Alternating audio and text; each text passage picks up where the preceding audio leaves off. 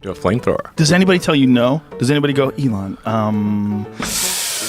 maybe for yourself, but selling a flamethrower, the liabilities, all the people you're selling this device to, what kind of unhinged people are going to be buying a flamethrower in the first place? Do we really want to connect ourselves to all these potential arsonists? Yeah, it's a terrible idea. Terrible. Shouldn't buy one. I said don't buy this flamethrower. Don't buy it. Don't buy it. That's what I said. But still, people bought it. Yeah. You know, and I thought I heard something outside, right? Which is kind of weird to even think of when you have a blender going, right? So I leave out of my apartment to go in the hallway, lock myself out with the blender going. 2:30 in the morning, coked up out of my brain, right? Now I have to go to my landlord, dude, who lives right down the hall, and tell him like, hey, man. 2:30 in the morning? I got locked out. And the blender's on, son. Oh my God, he must have hated you. Oh, the blender shorts out and smoke happens.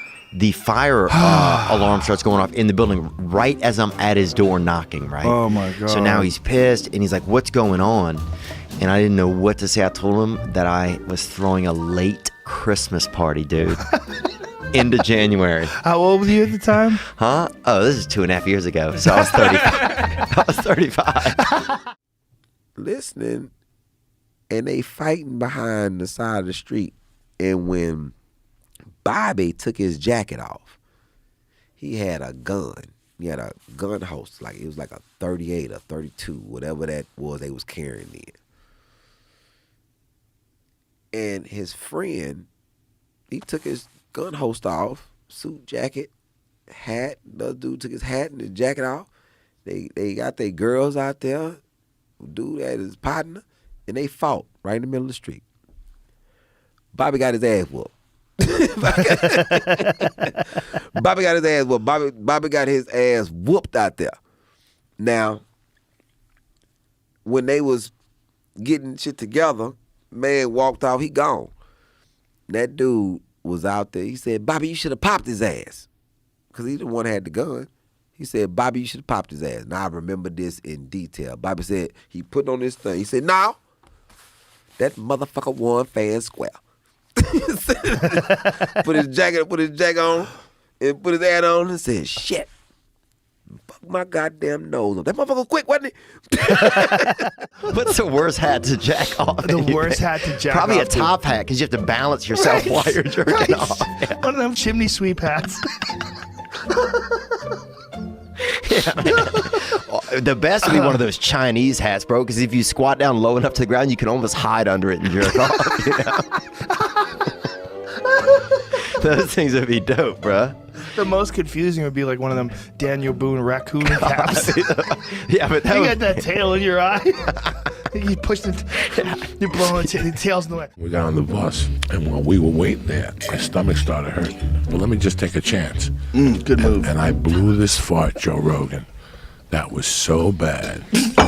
Right? We were on a bus, and people started running, you know, the school buses? People started running to the windows, right? To swing down the bus windows. But here's what gets better. I farted again.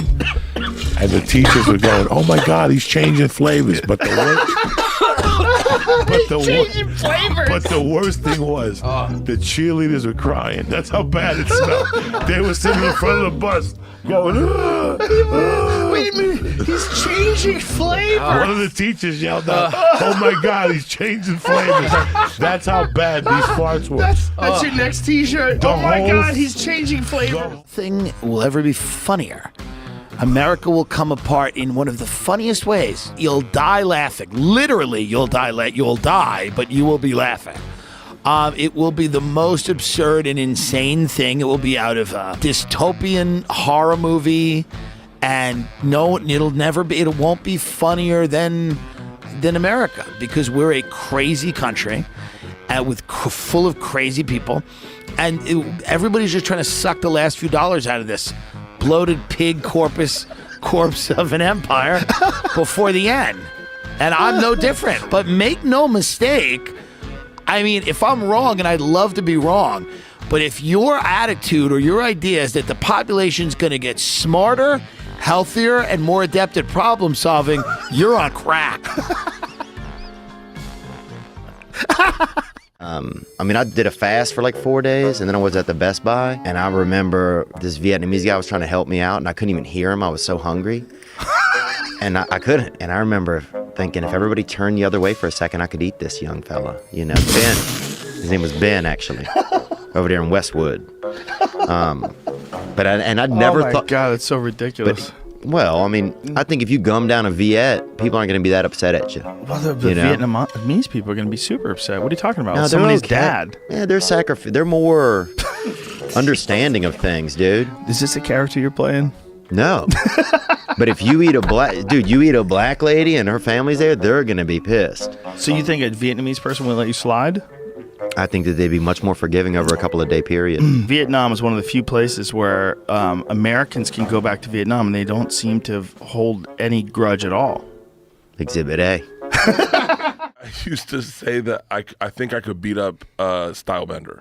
If we were drinking, we had to drink the same amount of beers and then get in the cage. We each had to drink 12 beers and get in the cage. And it was a joke. It was a joke. I was fucking around with Tommy. I never thought I'd meet Stylebender.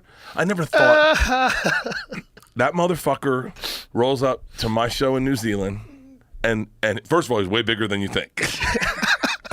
He's way bigger than you think. Okay, and his hands are huge and they're soft. And the first thing he does, Joe, is he grabs my arm to like dap me up, and he throws a knee. And he grabs me by the back of the neck and goes, "You still think you could fuck me up?" And I'm like, "I'm so sorry. He decided to make French fries. So he put the pot out. Those pots, you could bring it home with the hot oil, and they would boil, and you could throw French fries. America went crazy over it. Well, he did heroin and knotted up. The thing went on fire. I wake up to ba-boom and alarms, and all of a sudden Kurt's waking me up, and we go out of the house, and the father's outside, and the grandmother, and fire trucks are coming from the side laying water, and they got the sirens. In the middle of all this, it's 8 a.m, and we all look around and go, "Oh my God, Emil's still in the house. Bonehead was still in the house on fire." Bro, they turn the fire off, they go in. He's still with his feet up, with his hands crossed, Just heroin out of his mind. watching TV like that. He slept through the fire? Oh my God, everything. When they woke him up, he goes, "Are my fries ready?" I went to this gas station the other day, and the manager or something comes out, and he's like, "Hey, man, I'm a fan, you know, and nice guy." And he's like, "I just want to let you know we got fresh bread inside, fresh baked pizzas. We bake everything gas in-house." station? Right. Okay, so, right. That's my first thought. I'd just been inside, okay? There's nothing fresh in this joint, right? Okay? Nothing in there is fresh. Nothing in there ever even knew an animal, right? Or a garden. 0% chance, bro. So now I have to pretend that I'm smelling like pie and shit when I go like that. So you just get in small town, smaller city stuff like that. He pulls out Pop-Tarts and pretends he just made them.